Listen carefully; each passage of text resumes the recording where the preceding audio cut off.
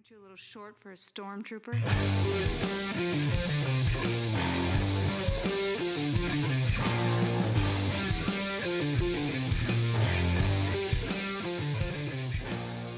What's up, nerds? Welcome to another episode of the Multiverse Report.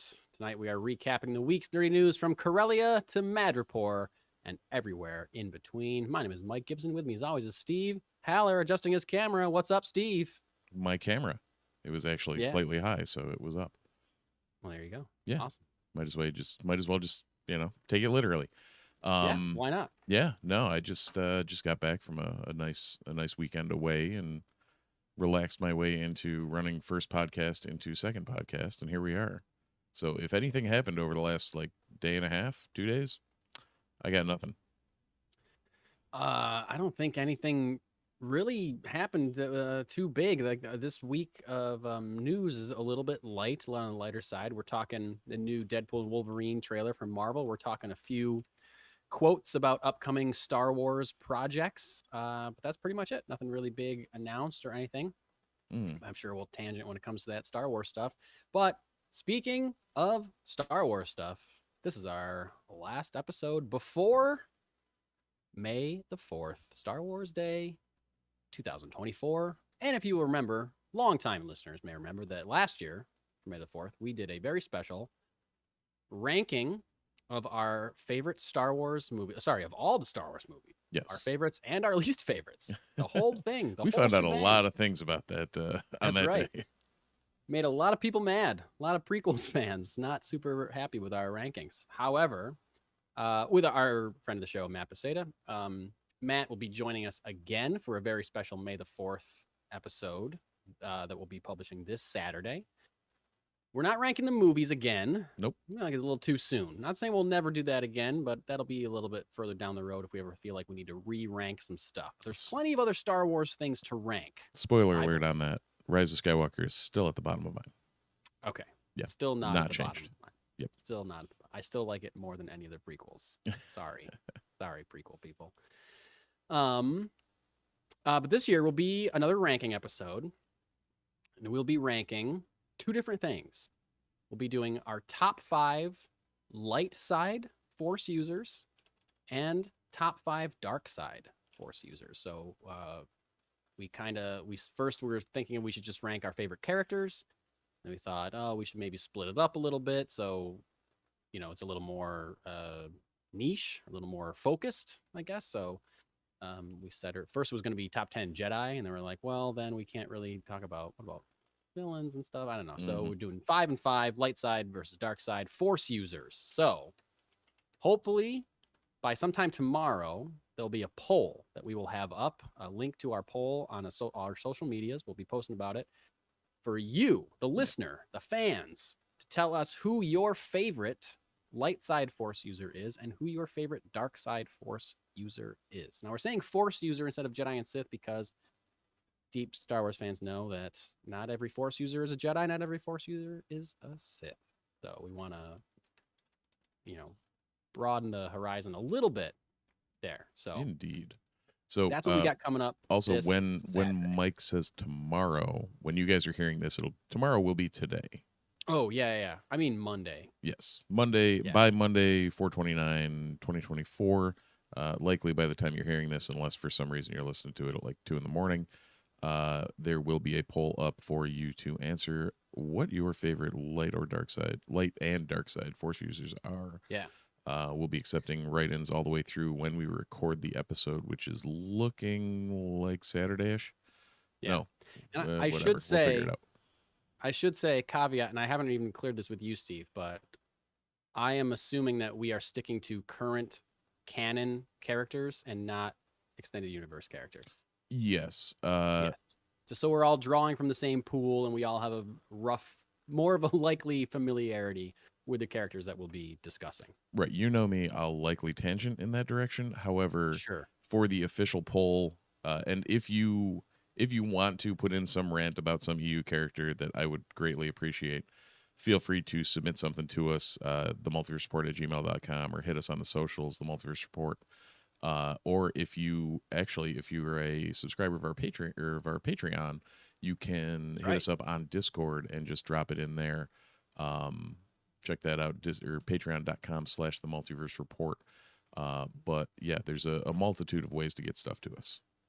Yes, absolutely. Yeah, and check out that Patreon. We were offering some cool stuff, including access to hearing or listening or being present for our what do you call it? We call it B-roll or you call it pre-roll? Pre-roll. Pre-roll conversations. A lot of times, you know, if everyone's watching us live, you may notice that we advertise that we start the show at 9:30. It is 9:59, and we've only been talking for like 2 minutes. So it's because Steve and I were talking a lot about how we both used to live and work in and around New York City and hanging out at the Virgin Megastore and all that kind of stuff.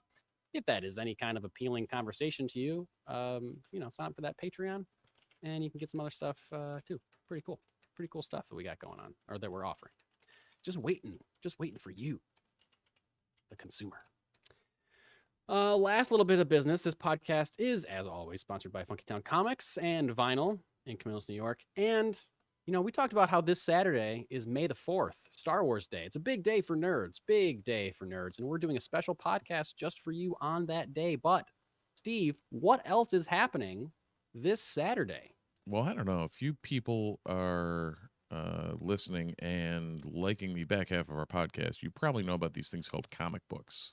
Comic books. And Interesting. I'm listening. Every year, the comic book media puts out what is known as Free Comic Book Day, where they have shops buy a bunch of comic books at very reduced prices to give you guys for free.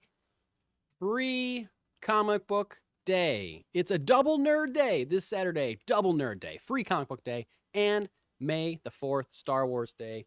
Holy crap. What could get better than having Free Comic Book Day and Star Wars Day on the same day? You get to go to Funky Town Comics. You get to go to Funky Town Comics and pick out free comic books. And while on your way there, you get to listen to us talking about our favorite Star Wars light side and dark side Force users. Mm-hmm. But guess what? The other once you get to Funky Town Comics, you can get an autograph from legendary artist, comic book artist extraordinaire Joe Jusko is going to be signing at Funky Town Comics. You collected those Marvel Masterpiece cards in the 90s? Anyone besides me? Huh? Yep. He's the guy that did the art for all of those cards. He's also worked on a bunch of, he's worked for DC, he's worked for Marvel, he's worked for everybody. He does covers for Vampirella and Conan the Barbarian and all kinds of crazy stuff. I know him mostly from those Marvel Masterpiece series. I have 3 issues of the collected comic book version of those that I'm going to be bringing to get him to sign. Oh, that's great. Comic Book Day. So check out Funky Town Comics and Vinyl for free comic books on Free Comic Book Day and Joe Jusko. And I believe our friend of the pod, Matt Flint, will be also there. That is also confirmed. confirmed. His art there that day. Which I have to bring him. I'm commissioning him to do. I've got a blank for Star Wars #1, the 2015 run, and I think the goal. I think I'm going to have him try and come up with a homage to the 1977 cover in his style. So cool. I'm just going to let him run wild on it, and like I gave him the seed idea, and I think we're gonna see what happens. That's cool. I don't know if I've said this on the podcast. I've certainly said it publicly to people. Matt and I are currently working on a comic book together. And so far it's looking very good. Mm-hmm. More on that as that develops. But Steve, I would appreciate it if you stopped giving Matt things to distract him from working on the comic book that he's working on with me. Well, you know, I would rather him do that than do something for you. That's all I'm saying. I don't know if you see it after the fact, you may be like, yeah, you know what, he was fine taking that time. It's probably worth it. Yeah, okay, fine, yeah, that was good. So, yeah. Oop. Do we get a little like weird sound thing just happened there? It was like no, that was a me going whoop. Oh, okay. Yeah, I thought I got a little skip. Okay. Nope. Anyway, all right, that's all the business. I think that's the business. Special Star Wars podcast coming out this Saturday. You can vote on a poll that we'll have out on Monday. Joe Jusko, Funky Town Comics and Vinyl, Free Comic Book Day this Saturday. Get your free comics. Yeah, the said poll will be in the show notes as well. Awesome. Show notes of this video. Scroll down. Click on see more or whatever. Click on that poll. Ready to dive in to some nerdness, Steve? Might as well, buddy. Might as well. All right. Last week, our last week's episode, we talked about how this had been announced that it was coming out the following day, and boy, did it ever. The new trailer, the second trailer for the upcoming film Deadpool and Wolverine. Mm-hmm. Deadpool and Wolverine. Now, this we predicted that we were going to see a lot of Hugh Jackman as Wolverine in this trailer, and we were right. Gotta say, that's pretty much what this trailer was. This trailer was giving us a lot of Hugh Jackman, a lot of Wolverine, a lot of Deadpool and Wolverine. Still no real story. We get a couple villain shots, couple world buildy kind of things, but still no real story. Some snippets, maybe. Nothing direct. Something about he has to save his world, and he knows that Wolverine somehow has experience in trying to save a world or saving a world. So he has to go get him for help. That's basically all I got story-wise from the trailer. Well, and has experience but failed saving his world. Okay, yes. That's what it seemed like. Yeah. Because there's one scene where he's falling down. I don't know if this is a vision or a memory, but he's next to all these like giant tomb-looking things or like stone statue things, which is very reminiscent of a certain panel from a certain X-Men comic book with all the dead X-Men graves there. I'm guessing maybe that's what that is, or that's what that's referencing. Could be a dream sequence because they're like way bigger than regular graves. So yes. Based on that information, based on this trailer, and we'll dig more into the trailer, but this question just popped into my head and I didn't want to forget it. Steve, do you think that this is going to be, we've talked about this before and we don't know, but do you think this is going to be the same Logan Wolverine from the Fox X-Men universe, or is this going to be like a multiversal version of Logan that just happens to still look like Hugh Jackman? Is this like the Hugh Jackman Wolverine that we know, just a multiversal one? I think it'll be an analog that we find, like that he finds along the way. Yeah. Between the suit and the fact that I don't think they want to fuck up Logan. Yeah. The film Logan, you're saying. Right. Yeah. Well, I mean, yeah, they always want to fuck up Logan. Yeah, that's why we're going to see this movie. That's what Wolverine is. Like, I get the crap beat out of me, and then I beat the crap out of you. Yes, I heal up quick, and then I take revenge. Yeah. So, but yeah, no, it seems like it's going to be some in between, like third party Logan, if you will. That isn't one we've seen before, but is familiar enough in a lot of different ways. I kind of think that too. I think that it's going to be like it seems like they doing it that way, they still get to use a little bit of shorthand because they're using the same actor. Like, okay, so we know enough about who this guy is. Yep. And he's similar enough to the version that we know because he looks like the same guy. But they'll probably tell us either through dream sequences or flashbacks or just straight up exposition, like, well, this is what happened to me. This is why I'm different from the Hugh Jackman Wolverine that you've seen before. I'm similar, but this other thing happened to me, and blah, blah, blah, blah. So, yes, I tend to agree with you that it's probably going to be a multiverse version of him. Because they've said up and down a number of times that what they're doing in this movie does not change what happened in Logan, the film. Which is great. Yeah, and that, the couple shots there where we see that kind of like dystopian world, like with the 20th Century Fox logo and that destroyed, which was hilarious. Yeah. That, if that's his world, like that's what he failed to do. We know that's not where Logan went. Right. So that's pretty strong in my brain of like, okay, this is something unique. Yes. Yeah. We also see get some shots of the villain. And pretty much appearance-wise, all but confirmed that it's Cassandra Nova. That's I think it has been actually confirmed. Yeah, yeah. They didn't say her name. Right. Because again, it wasn't as focused on story as much as it was just like, hey, look how cool Wolverine looks. And by the way, he looks cool as hell in that Oh, yellow suit. I know we had seen like the picture, but seeing him move around and use it just is awesome. His claws, there's one slow motion shot of his claws coming out of his hand. I was just like, man, that looks awesome. I got really excited. That is the best the claws have ever looked.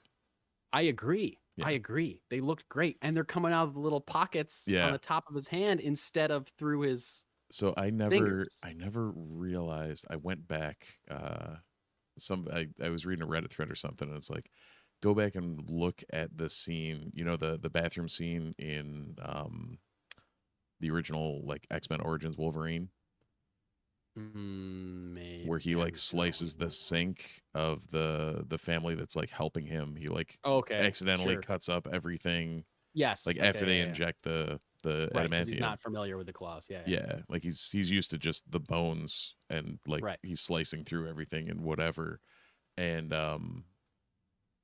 those look god awful. It's like, wow, that's bad, real bad. Yeah. Well, I get why they did it that way, so he can just like put a thing in his hand and grip it, and the claws stick out, so they can be practical claws. Like that's why they had the claws come out from between his fingers instead of from the top of his hand.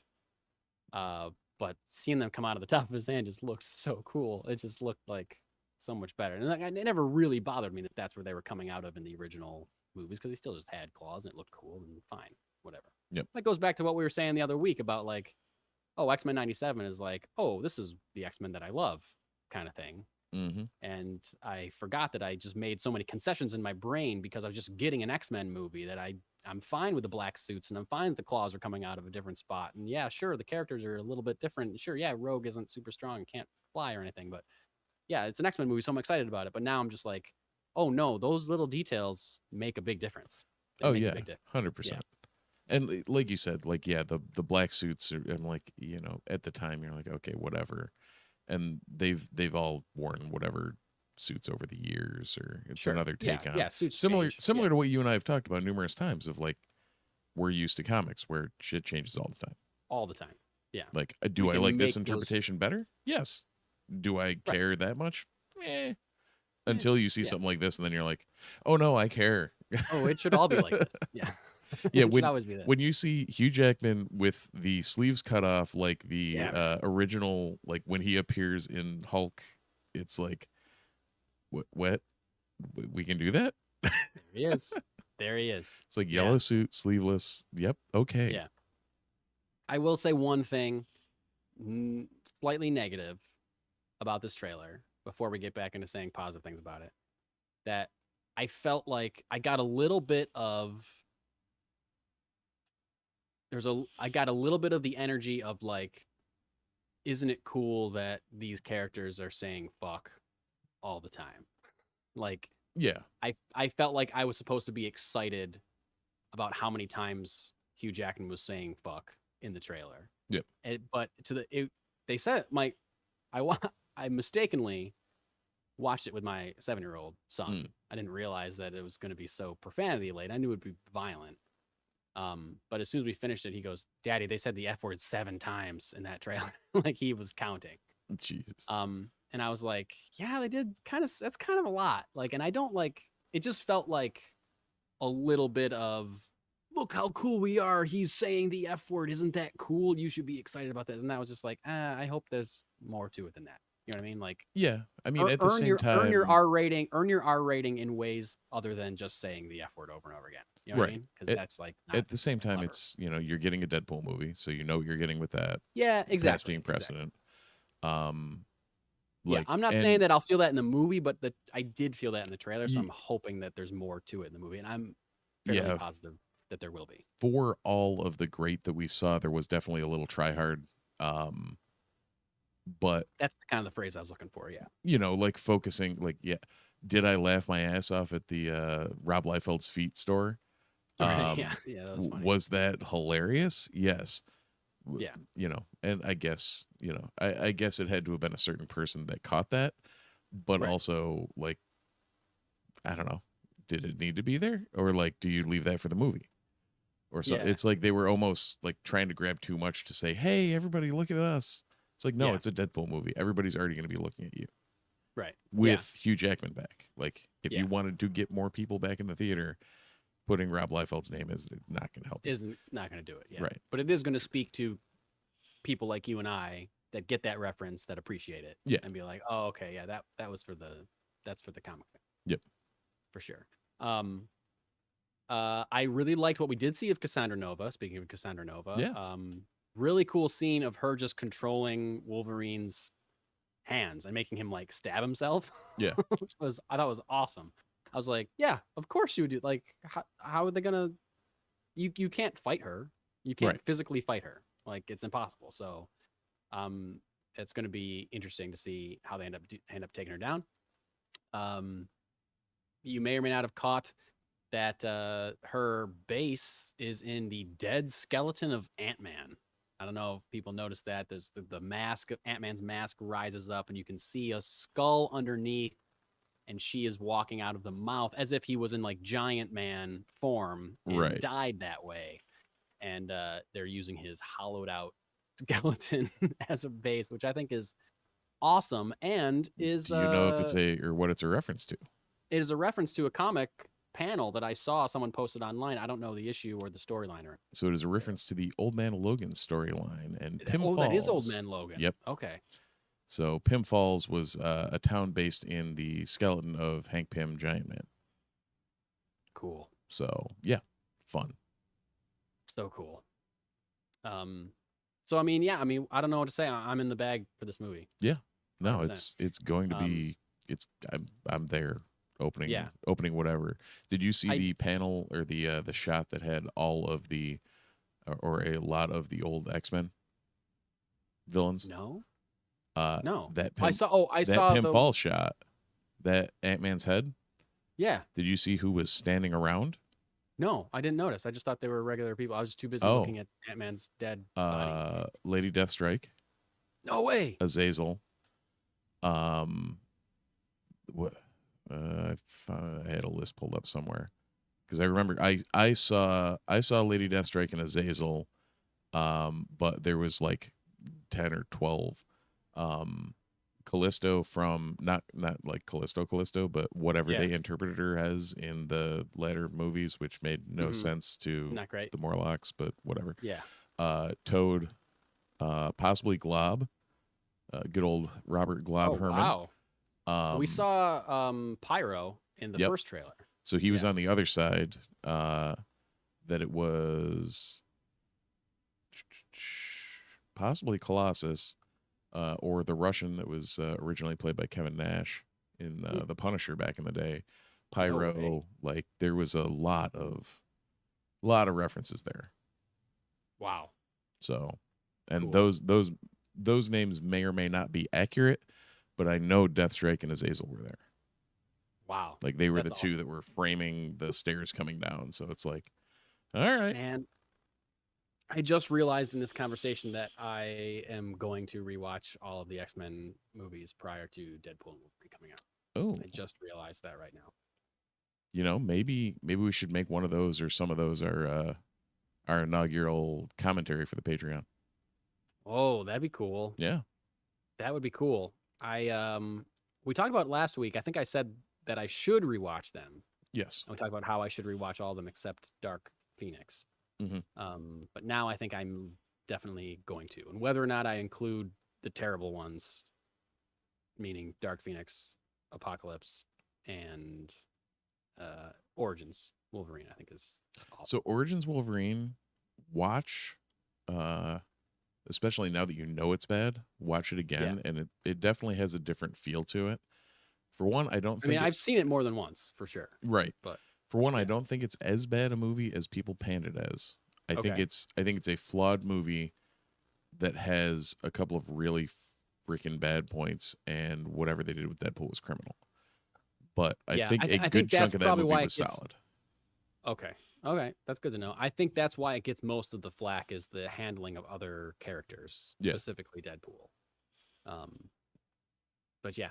And then I rewatched the Wolverine a couple months ago, and that was fine. That movie's great. Yeah, that movie's I enjoyed really that. good. It was really good. Yeah.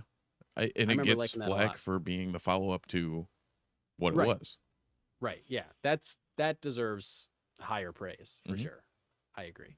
I'm really looking forward to First Class because I remember thinking First Class That is was great. a very good movie. I think that's only kind of grown in people's estimation of it since it came out. I think it was jarring to people because it was the first one with a new cast. Like the younger Michael Fassbender and what's his face that did Professor X. His name I'm blanking on right now. Oh God! Now that you say that, James my McAvoy. Yep, James there you McAvoy. So I think people were hesitant on that one, and Jennifer Lawrence's Mystique. Jennifer Lawrence is in those movies. It's crazy. Yeah, she's like an absolute A-lister. It's wild.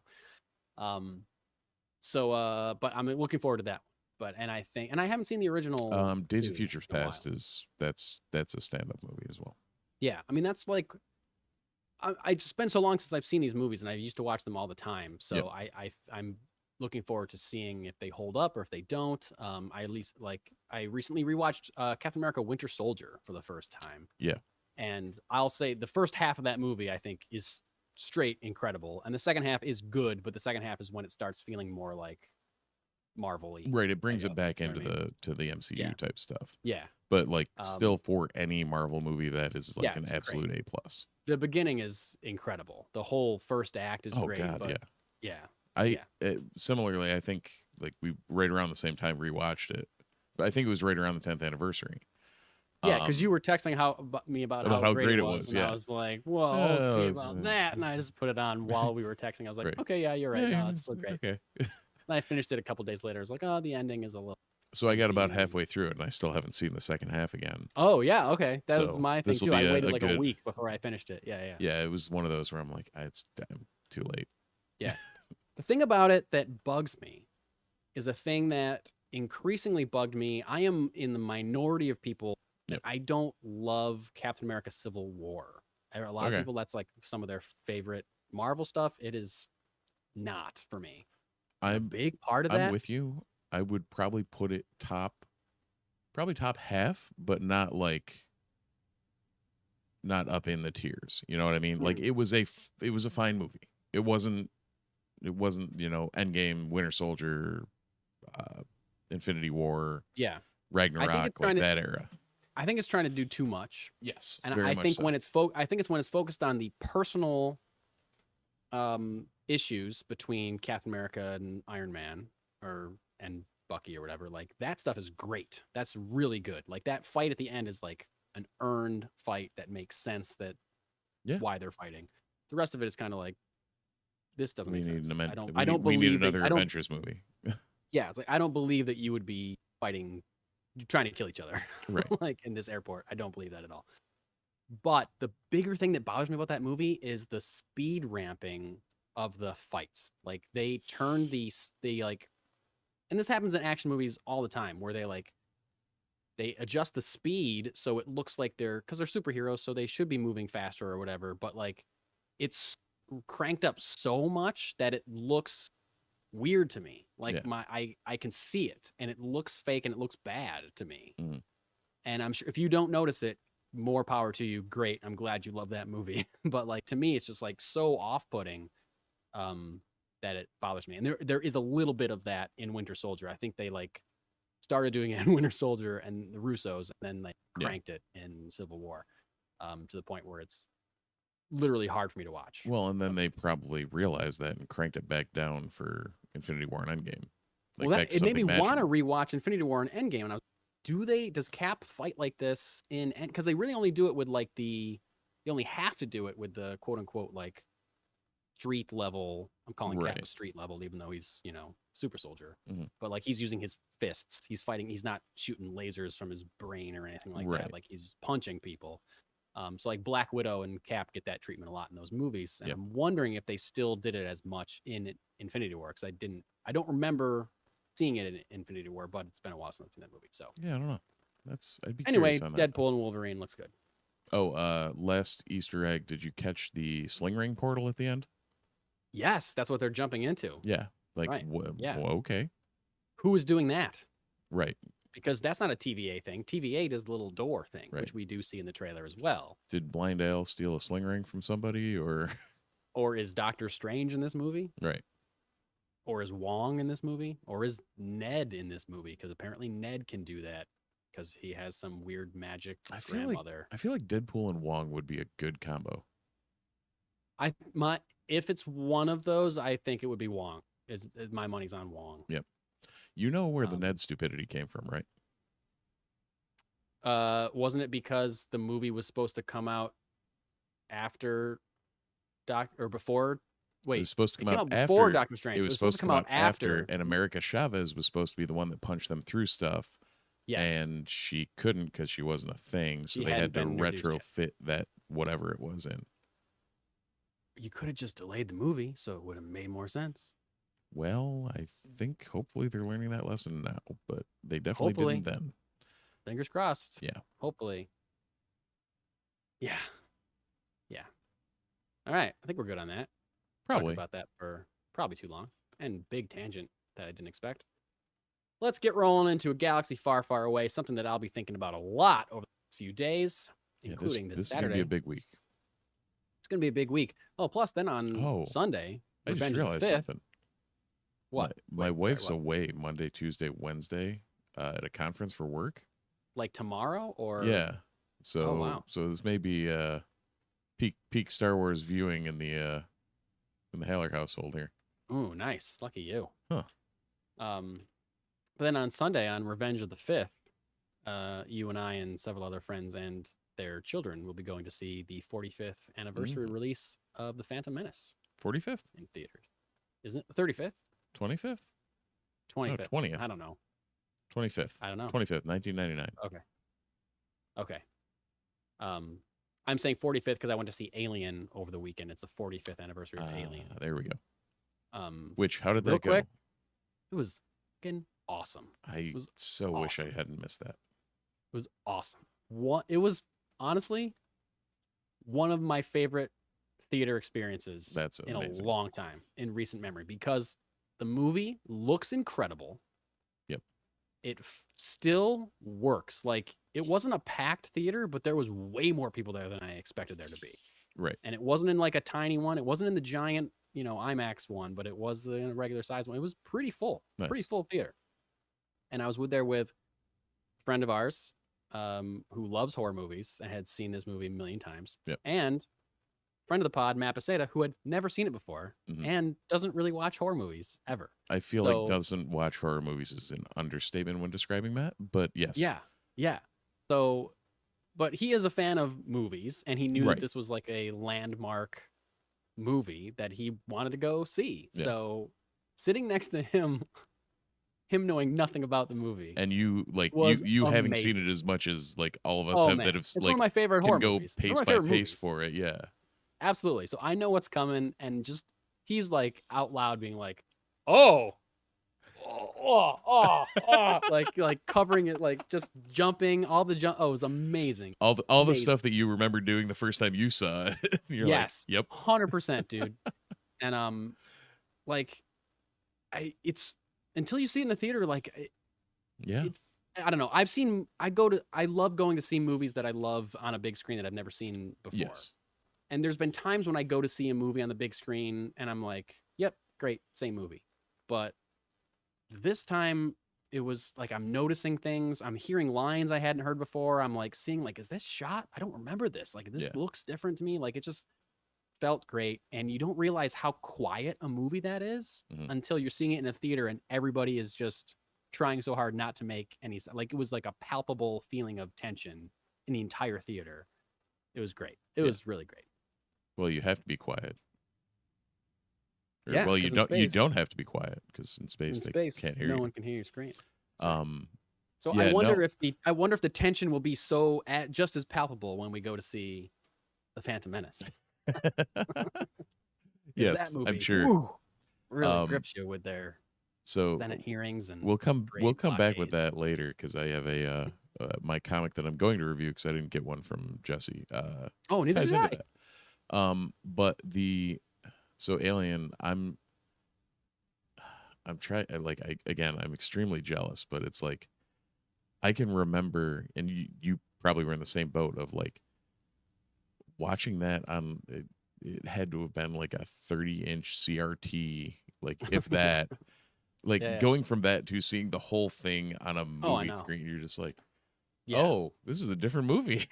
Yeah, it just This is felt the same dialogue, big different and movie. beautiful, and Right. yeah, it was just like any big movie like that. They keep up with the restoration, so you know it's been like worked over and Yeah. remastered a million times. Like as it, as technology improves, and it just still looks so good, so good. That's awesome. Well, if they do it again for the 50th, I'll have to make it. Yeah, absolutely, absolutely. Anyway, let's talk Star Wars. You ready to talk some Star Wars? Did we want more tangents? Because we can apparently more tangent since we're going into Star Wars. We can never not tangent. Never not tangenting should be the title of this. It's our subtitle. Podcast. Yeah.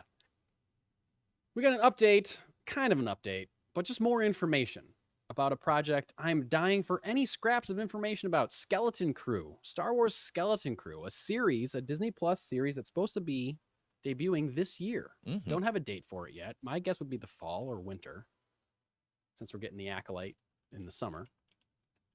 But Skeleton Crew, actor Kerry Condon, who you may know from the incredible film Banshees of Inisherin, very good film. Spoke to Variety this past week about her role in Skeleton Crew. She was asked about it, and she said the following. She said, quote, "It's so great. I don't even have kids, but I'd pay to see this. I loved it. I loved being on it. There was something about it that was so innocent and playful and lovely. People say don't work with kids or animals, but I don't know about that. And also, when children are good actors, they're kind of out of this world good. So watching some of the kids' scenes, it was amazing. Jude Law's in it. I've worked with him before, but it's really adventurous, and they got such great directors for each episode. The Daniels, Bryce Dallas Howard, Lee Isaac Chung, and David Lowery. It was pretty amazing group. And of course, John Watts, who created the whole thing. So Kerry Condon, very high on this show. I'm not sure when she says, I don't even have kids, but I'd pay to see this. I'm not sure if she means that, like, one of the few things we know about the show is that it is centered on kids. Yeah. A group of kids trying to get home or something like that in the galaxy. So I don't know if she means when she says, I don't even have kids, but I'd pay to see this. Does she mean that this is geared more towards children, or does she just see all of Star Wars as being for children? Like, right. I don't know. And it could be either what or. she means by that. Yeah. I mean, this is Kerry Condon, who was like, she's done like 3 billboards outside of Ebbing, Missouri, and like Banshees of Inisherin and all that. But to be fair, she's also Friday. Oh, that's right. That's right. Endgame and Homecoming, which Homecoming, she probably knows John Watts from Homecoming, seeing he directed it. Yeah, that's right. So she's worked with him before for sure. Yep. So so I don't know. I'm excited that she's so, like, she seems genuinely like impressed at how good it was. Like maybe she was like, paycheck and Star Wars face bullshit. This is like whatever. And she's like, oh no, wait, this is actually good. This is a quality project. She's like, she seems genuinely excited to have been a part of it. And I don't know, like, I'm excited about this show. I just want more of it. I just want to know more about it. But I'm glad that it's being spoken of so positively so far. Hoping for a release date soon. And speaking of people talking positively about things, we got a quote from Rey herself, Daisy Ridley, talking about New Jedi Order this week. She's been doing promo for a couple independent films that she is in, the names of which escape me at the moment. Sometimes I Think About Dying is one of them. I'm not sure what the other one is that I can't think of right now. But I think that's the one that she was doing press for. Anyway, of Young course, Woman in the Sea or Magpie? Young Woman in the Sea, I think. Yes. Of course, there's no way she's taking any interview for the next few years and not being asked about Star Wars or ever for the rest of her life. That's just what she signed up for when she signed on to be Rey in The Force Awakens. And it's going to follow her forever. So she was asked about agreeing to go back to the character of Rey. And she said, quote, "It wasn't a difficult decision, but I didn't say yes right away. Kathy Kennedy, Lucasfilm president, was like, take as long as you need. But why wouldn't I do it? yes, they have been divisive, meaning the movies, they have been divisive, but they also bring a lot of love and joy to a lot of people. It feels pretty amazing to be able to continue a character. Like, can I even remember how to play her? It's an interesting challenge as an actor to come back to something and try to figure out what's changed for me and also what's changed for her, which is a cool way of looking at it. And she said, just more speaking to coming back to a role, coming back to the universe of Star Wars and that making that kind of movie. She says, quote, I'm coming in a bit more eyes wide open, I suppose. I feel more like I'm owning it. I suppose I owned it the first time. Basically, I'm an adult now. I certainly did not feel like an adult at the time. Obviously, personally, things have changed, and professionally, I've had a lot of other experiences. And so I definitely feel like it's a different thing this time. There's a lot of joy with me and these films. Honestly, if I wasn't excited, I wouldn't have done it. It feels like a great thing to be a part of. And then, as regarding as far as the story, she admits that she knows like kind of beats of the story, a general story of what's going to happen, but she hasn't read a script yet. She says, I'm not sure really what it's going to be, but I'm reading a script next month. I'm curious about it all. So You know what's she crazy? seems really charged up about this. So she's 32 right now. Do you know what next year is? Next year is 2025. Yes. Do you know what happened? 10 years. 10-year Yeah. anniversary of The Force Awakens. So she was 23 when she made that movie, and it was basically her major studio. Yeah. It was for her sure. major studio debut. Absolutely. Yeah. So when she says, like, going into it, I didn't feel like an adult, and now I do. Like, 10 years on, she's going to feel way differently on how and what this character is than what it was when she got the part and read for it and, you know, basically created the character. For sure. Yeah. Absolutely.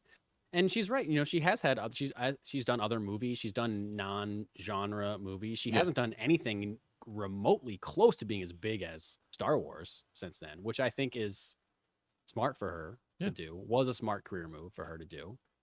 And a smart way for her to, like she says, like have more different experiences, learn more about acting, learn more about the business, learn more about different kinds of sets and things and how things work behind the scenes, in front of the camera, back behind the camera. Right. So, but also, why wouldn't she do it? Like, if they're exactly, she says that. Why wouldn't she do it? If nothing else, from her standpoint, she's going to make a boatload of money. A ton of money. A ton of money. Because whatever she made for the first one, she's making a lot more now. Yeah, you can't make a Rey movie without Daisy Ridley. It's true. You know, like she's the lead character. She's the lead character. And as much as people love Poe and Finn, yeah, those characters are great. But the sequel trilogy, by the end of it, in no uncertain terms, Rey was the main character. Like, you could argue that The Force Awakens, that she was kind of the main, she was pretty much the main character, but Finn was like close second main character. But by the end of Rise of Skywalker, it's all eyes on Rey. She is the one. So to no fault of anything but Rise of Skywalker. Yeah, right. So I mean, I'm fine with that. I love her as a main character, so I'm fine with it. But like, I love what they did with Rey. I hate what they did with the rest of, like, just dismissing all the other storylines. Yeah, no, yeah. That's one of my big beefs with Rise. Yeah, I don't. Yeah, I'm just trying not to fall down that rabbit. If I feel like if I respond that we're just going off into anything you just said to oblivion. Yes, wasted. Pretty much saying things that we've already said a million times before. But yeah, like Rey is the character that makes the most sense of a character that is going to push this saga forward. Yeah, for sure. Now, I would love if John Boyega and Oscar Isaac decide to come back to be a part of this movie. I don't think they'll be the main character, but if, you know, or a part of some movie that they could start. Something else. Yeah, like exactly. If you know, Rogue Squadron was supposed to be set in that sequel era. Postquel was not the right word. Like, if that's around Poe and Black Squadron, then cool. Dude, I had never thought about that once. Yeah. that Rogue Squadron could be centered on Poe, or that he could be in Rogue Squadron. That would be amazing. That'd be amazing. A lot of people are... Or, crazy enough, oh no, she didn't fly with the Rogues. Yeah, maybe she did at one point. Because his mom was a fighter pilot. That's right. Doesn't mean she can't fly with him now. Doesn't Right. mean they can't make a little tweak, make that change. So, or even like Finn, whatever he ends up doing, you know, does he end up going to the academy? Does he end up... That's right. Just you know, in the New Republic military in some way, shape, or form, or like follow him around. A lot of people have been hoping that John Boyega does return to this film, and this centers on, or I mean, it's supposed to take place like 15, 20 years after Rise of Skywalker. So maybe he's like another one of the masters or another one of the... He's already been knights or trained. something. He's a new Jedi Knight. Yeah, exactly. Let's finally fulfill the promise that we thought we were going to get in Force Awakens with him becoming a Jedi. Mm-hmm. And Rise does hint that he does feel the Force, or, you know, pretty strongly hints that he's Force sensitive. So there's certainly a through line that they could pick up from that movie for sure. Absolutely. A very, very small part of me, when she says, "Why wouldn't I do it?" Very small part of me read that as shot to John Boyega. Like, why wouldn't you do this, dude? Right. Like, hey, why wouldn't I? You should come back. I get principles, but come on. Yeah, I'm doing it. Come on. It'll be fun. Like, did they mildly screw your character over? Yes, they 100% did. But come on, let's go fix it. Yeah, but look, they're going to do this. This time they're going to do this, and you can get to do this, you know. Why not? And I know a lot of times, I know a lot of times it's but they're going to change this time. Yeah, that doesn't work normally. But when they're giving you a boatload of money to do it, you might as well go figure it out. I know. Yeah. Go try. Yeah. Go try. Go try. Hey, you get to fight with a lightsaber this time. You get to use the Force in the Star Wars movie, you know. Do it. I just want to see John Boyega back. I love that character. I know. I just want, like, I love Rey so much. Yeah. And if no one else comes back, fine. I'll still be happy that I got Rey. But if we're getting Rey, then why not? Why not have Finn and Poe? Like, right. You know, do what you can to smooth over the damage that Rise of Skywalker did to those characters, their relationship with those characters. You know, I don't know. You could argue back and forth about Rise of Skywalker, but do something to do what Clone Wars did for episodes 2 and 3. Yeah, but do it in a movie. Right. Yeah. But you know what I mean? Like, there can be further things that heal some wounds from other, like, you can make good on other things. Like, fix things. Yeah. Just, like, focus more on character over spectacle. Right. I mean, give us spectacle for sure, because it's Star Wars. We need spectacle. But you can give us some real character development at the same time.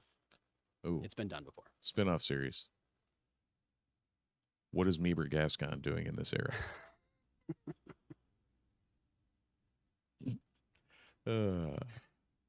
Everybody's favorite part of the Clone Wars.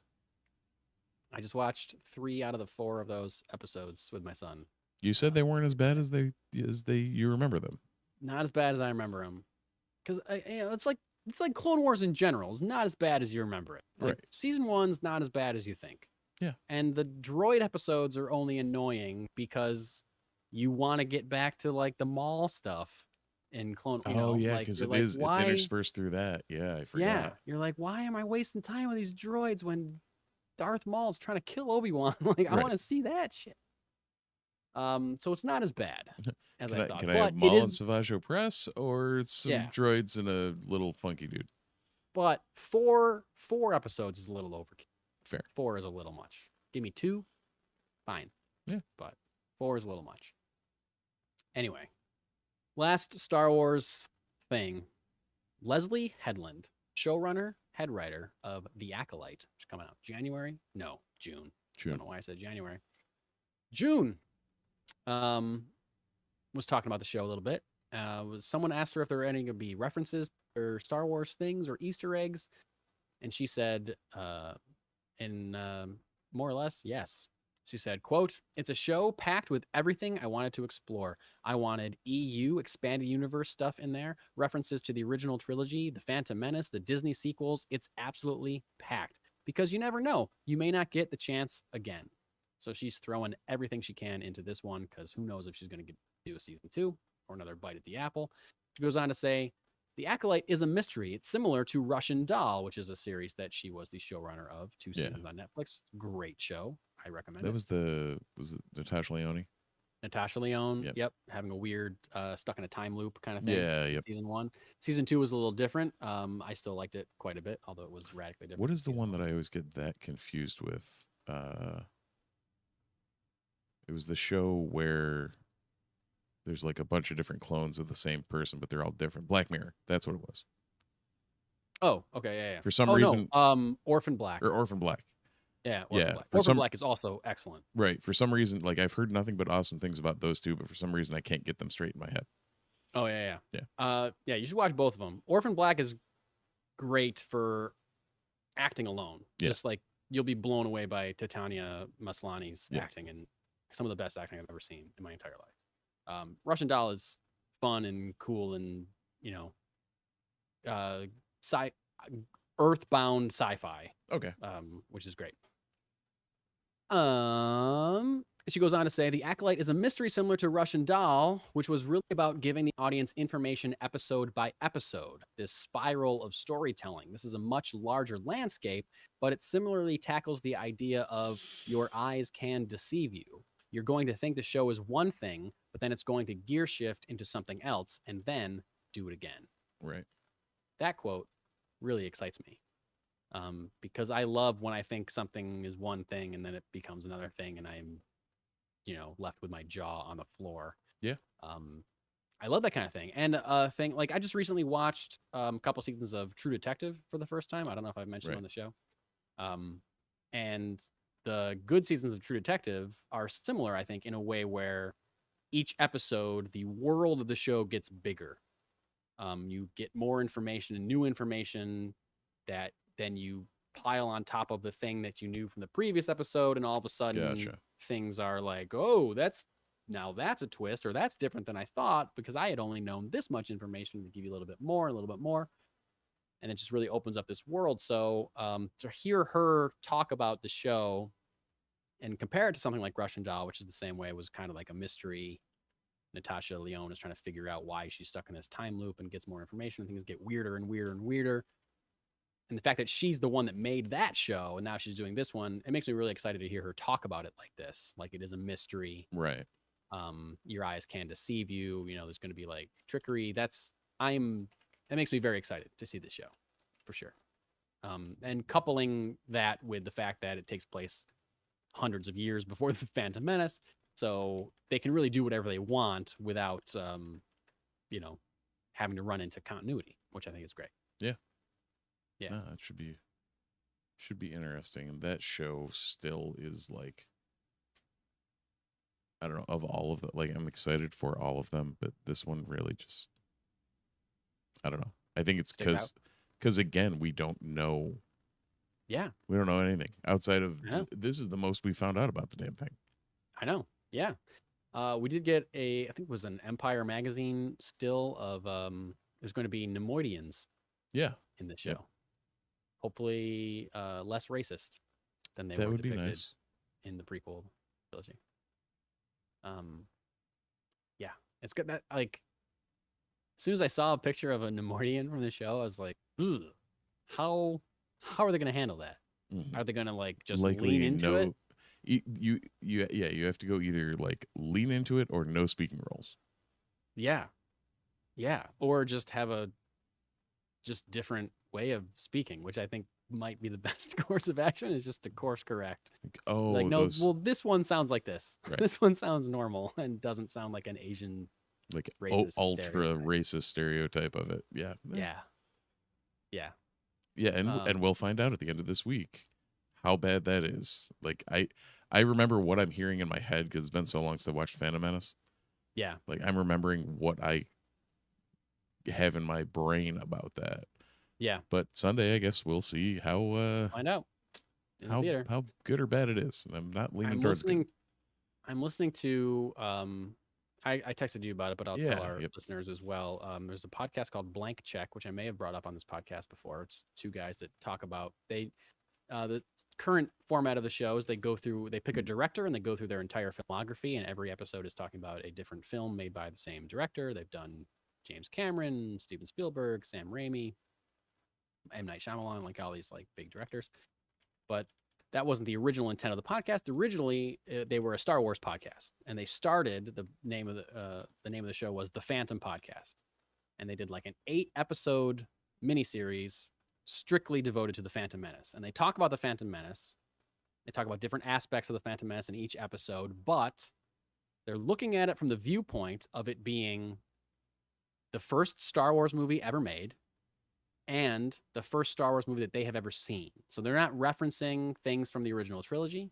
And they did this before Force Awakens came out. So they can't even reference the sequel trilogy. So they are looking at it as George Lucas himself has said, that you should start with episode 1 and it should be the first one that you ever see. But because they have seen the original trilogy, obviously they're able to kind of like hint at things or compare things. Yeah. It's really interesting. And they spend a lot of time talking about the racist characterizations of the Nemoidians. So Jar Jar Binks, so Watto, and how it's just really, really unfortunate that all those things exist in one movie. And, referencing the fact that they saw the movie when they were kids and remember hearing people say like, oh, this is a racist character, but them not know, what do you mean Jar Jar's racist? He's just funny. Which is also problematic that like little kids will watch that and be like, this is fine, right? This isn't, I don't know. It's very interesting list. It's also very funny. Like I'm saying it like it's a takedown. Yeah. And it's not a takedown, but most of the episodes are very funny and focus on other things other than just the problematic aspects of the film. Right. Yeah, but I highly recommend just find Blank Check on your podcast feeds and scroll all the way down. They end up doing a mini series on Attack of the Clones and Revenge of the Sith, and then they end up doing at least one episode each on the original trilogy. And it's really funny because they get to A New Hope, and again, they're doing all of these as if they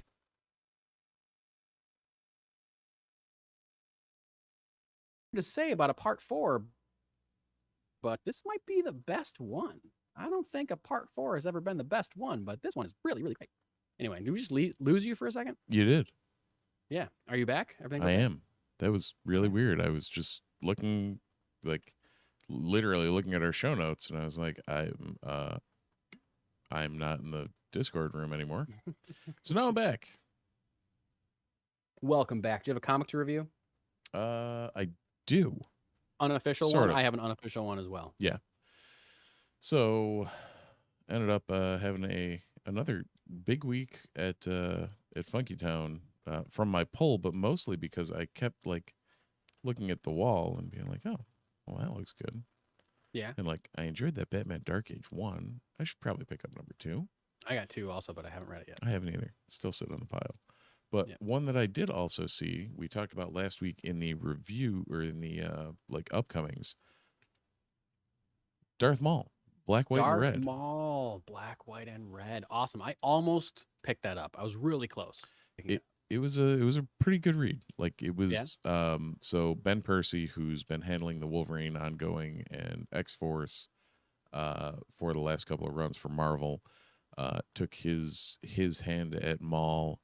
And Raffaelli, I can't remember what the artist's first name was, but I will come up with it at some point. That it was Stefano Raphael. The art is pretty trippy for being black, white, and red. Oh yeah? Yeah. So ooh. You have some very, very weird and intriguing setup. So Palpatine basically sends Maul to do his bidding, as he's wont to do, but his bidding includes going to hunt down 3 I guess 3 versions of some weird psychics that are doing some like cult thing that Okay. it'd effectively be Darth Maul fighting against like a slightly underpowered Charles Xavier, like telepath type thing. Like they're in his head, and him being it's the standard trope of him having to overcome something that he's not used to overcoming. Sure. And then chaos ensues and things get sliced and whatever. Yeah. The red comes from somewhere. That's right. That's right. So yeah, definitely relatively hyper violent, but also well done. Like, it was Awesome. a fun read. Cool. Yeah, I don't have an official review from but I was there. I did go to their midnight release of Creature from the Black Lagoon. Got their store exclusive cover, which I see on your wall back there. Yep. Yeah, Right next to your From the Static. Oh, yeah, that's right. Awesome. And while I was there, I picked up issue 1 from Mad Cave Comics, Dick Tracy. One that we talked about recently. This is from co-writers Alex Segura and Michael Morrissey, art by Geraldo Borges.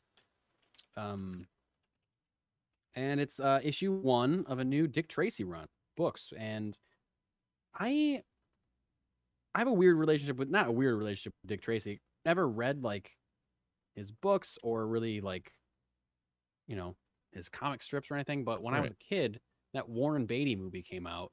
I loved it. And I haven't seen it since I was a kid. So I feel like I want to rewatch it because I remember I don't know if it's going to be, I feel like the set design and the costumes are still incredible. Yeah. In my brain. But I don't know if the script is any good. I don't know if it's actually a good movie. Does it look good or is it actually good? I don't know. I need to revisit the film. So, but it's in my heart. Yeah. Just from that alone. So I was excited to see a new Dick Tracy book, and it is fine. It's okay. Yeah. I saw some people that really loved it. Because it does some cool stuff. The artwork is cool. It's certainly R-rated. It's there's a mass shooting murder spree in the first one that ends up to be the crime that he has to investigate. And there's some cool like big hero shots of the him in the yellow coat and stuff. Dick Tracy. What I thought was weird about it is that he's the main character, obviously. There's other characters that are introduced, but it's not like there's no internal dialogue from him. Like we never know like what he's thinking. Which was a big part of that movie, I feel.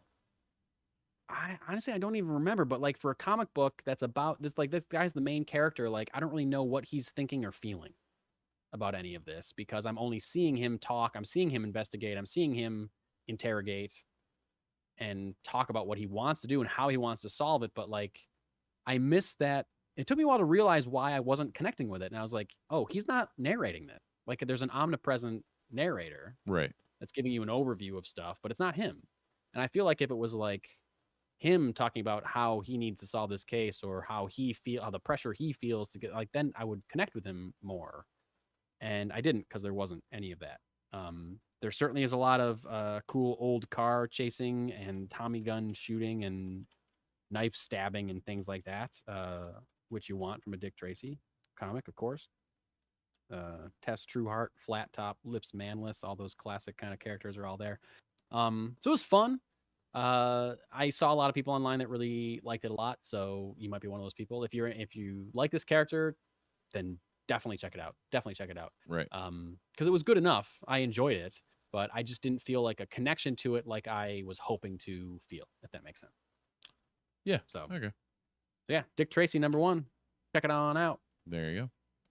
Mad Cave. We're pushing the Mad Cave a lot lately. I know, yeah. They're cranking out some good stuff. Yeah. I gotta say. Did you want to do a quick rundown of where you're at with your 1,000, or do you not have wasn't a ton this week. Kept up on X. I can say that actually I did a pretty big one. One of those where I'm like, oh, okay. I didn't realize how many I read. Yeah. So Duke #4. So I threw Duke #4 and Ultimate Spider-Man #4 over there.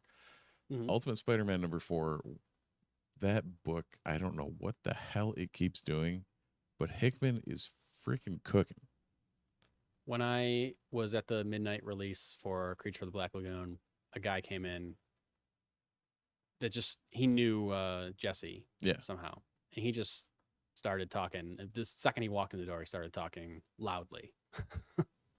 And ended up talking about Ultimate Spider-Man Mhm. and how incredible it wouldn't stop singing its praises Oh yeah. up and down. So for the entire store to hear how great Ultimate Spider-Man is. So That Jesse still you're not can't find a alone. way to And get copies in because I know, they're and sold I out am everywhere. still mad at myself that I didn't go and pick up issue 1 of Ultimate Spider-Man because I still haven't read any of them, and now I'm just waiting for a trade. But anyway, proceed. Duke, Ultimate Spider-Man 4. Yeah, also awesome twist on classic things in this one. Cool. Yeah. The problem with Ultimate Spider-Man is everybody knows Spider-Man and the whole story. So the hard part is when you do Ultimates and it's normal stuff but turned on its head. That's where the twist comes from, and that's where some of the enjoyment comes from. So it's like, shit, I can't say anything about anything. Right. Yeah. So it's like, just go watch it or go read it as soon as the trade comes out. I can't wait. I will. Because I sure as hell am not cracking that black variant anymore. Oh no. I read that was the copy I read. I was like, sure. Oh, okay. And then I looked it up. I'm like, shit, I ain't touching that again. Yeah. Like that's going to the bag and board for a bit. Yeah. So I picked up non any of this related, but the X-Men Volume 2, 114 through 116. That was the Grant Morrison, the start of the Grant Morrison run. Yeah.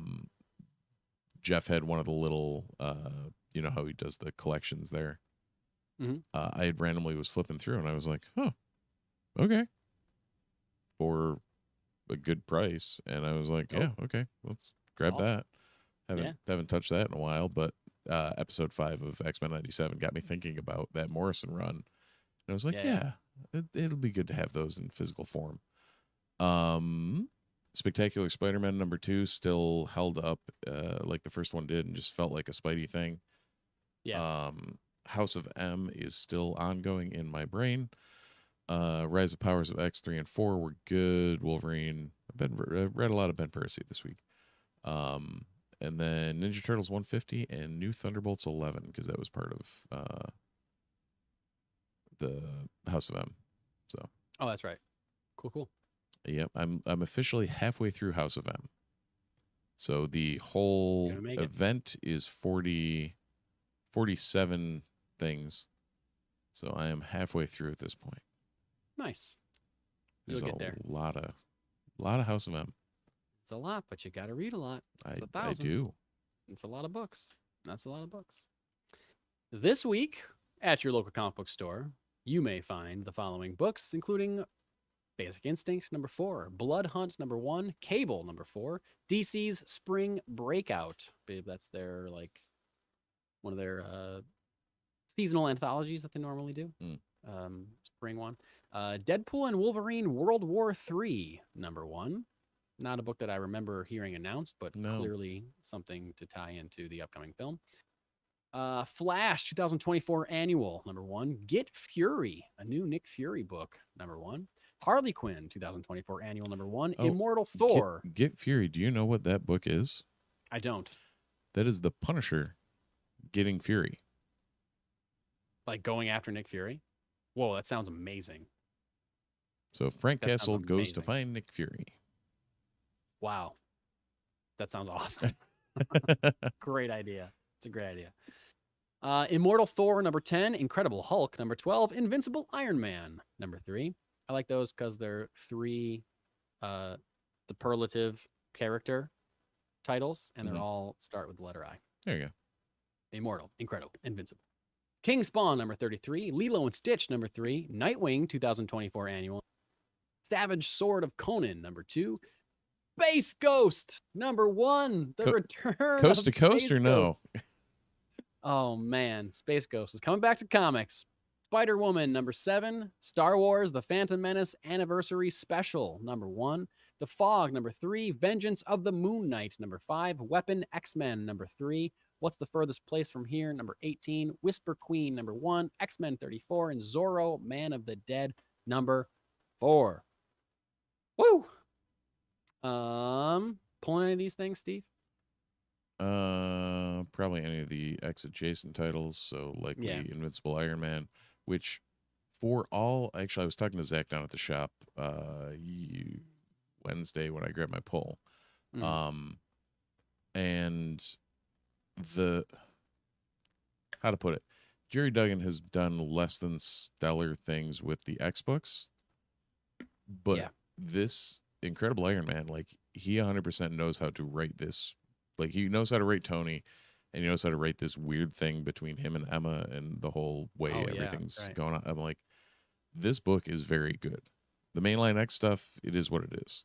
Fall of X has definitely greatly redeemed what had prior, like, mid-Krakoa era happened. But yeah, he really is doing a good job with that. Nice. So, and Incredible Hulk is still incredible. Still crushing. So, still smashing. Phantom Menace, I am going to have to pull because I thought it was just I